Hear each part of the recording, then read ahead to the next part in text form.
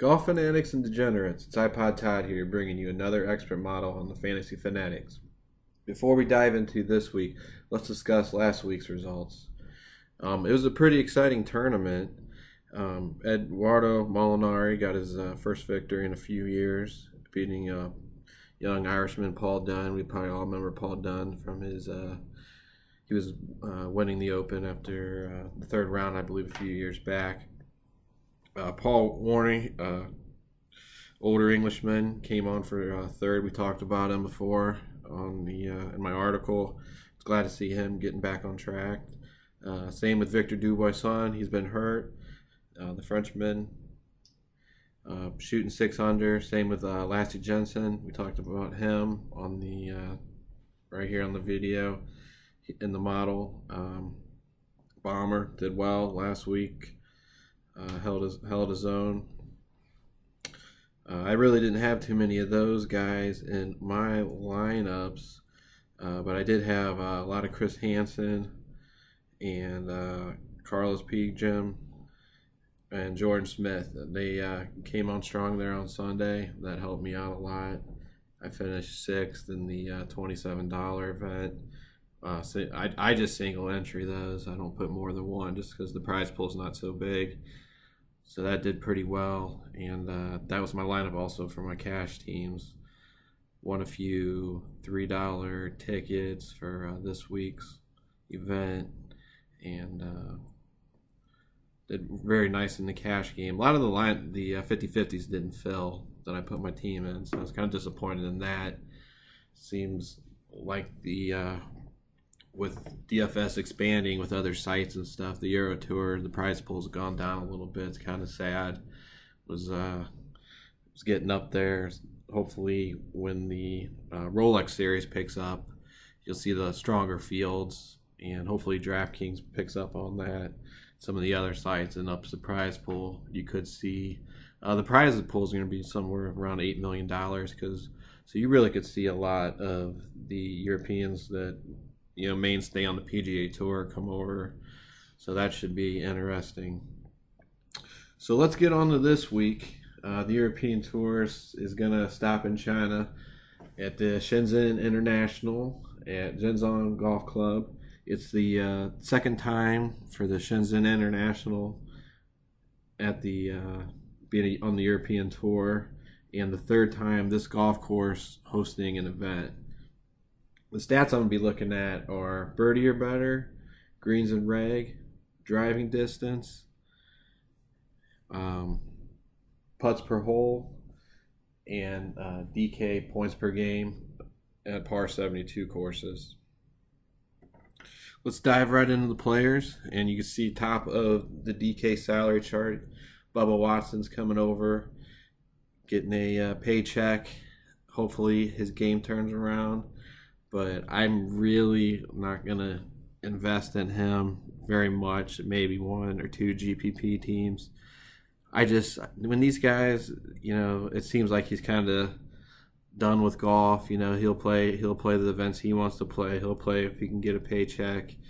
Hopefully something changes, something clicks with him, and he comes back. But I can't see him paying off that price tag this week.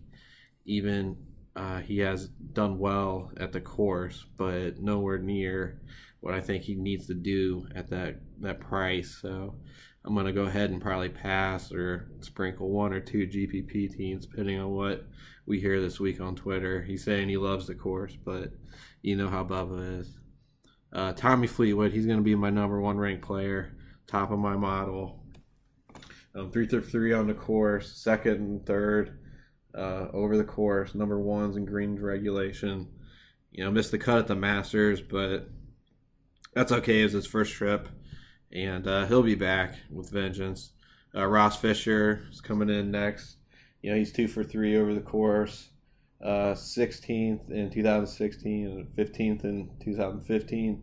Made the cut at the Masters. Played well. I might have had a little too much money riding on Ross, but I like the price that he was at the Masters, so definitely going to jump back on him this week.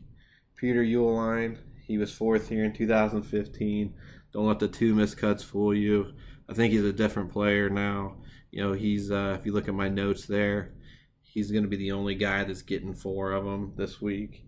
So I definitely going to get back on him. He's 3rd in birdie percentage. 4 cuts made in the last 4, including 2 stops in the U.S. 2 older, veterans on the European Tour, Juice Lute and Dubuisson, are both there. I might pass a little, pass this week on those guys. I think maybe a younger, hungrier guy is going to win this year, this tournament this week. It's a lot of travel. They both played last week, made the cut. So go down right below him. And Bernd Wiesberger, he didn't play last week, so I think I'm going to go jump back on him. He's always been one of my favorite plays. His first trip around the course, I'd probably stay away in cash, but he's 4th in the DK points per event, par 72 course. Right below him, probably a very popular play this week, Alexander Livy. I liked him last week, 34th, not too shabby, but he has a win, as we talked in the 2014 Volvo China Open over the course, so I think he'll be popular. People would probably try to sneak him in, but I think he'll be very highly owned. Right below him, another highly owned guy, I think will be Haton Lee. One has his first, only European Tour victory in his homeland of China. That was last season. Carried at Appy Barnrot. Definitely get on him. Probably cash game safe. He was first in 2015. He's been rested since the Hero India Open. Not too far to travel for him. Jordan Smith played well for us last week. Snuck up on the leaderboard. Finished 8th. Helped out my teams a lot. Hopefully yours too. Could carry the momentum this week. Brandon Stone, right below him. Doesn't have coming in not the best form, but he's 2nd last year here, and 2nd DK points per 72, and 2nd stats overall for me. Right below him too, Roman. People will probably be turned off by him. Both of those guys missed the cut last week, but it's his first time trip around the course, so just probably sprinkle him in some GPPs. Burmeister, he's number 1 in my stats. His first trip around the track, so I'm probably not going to go too heavy in cash. If I do, definitely GPP staple for me this week.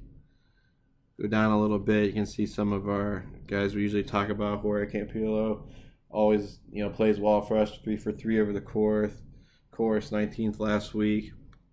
James Morrison, he was the other guy that's coming on strong, sort of like Peter Uihlein. He's getting 4 notes in my model here. It's definitely trending upward.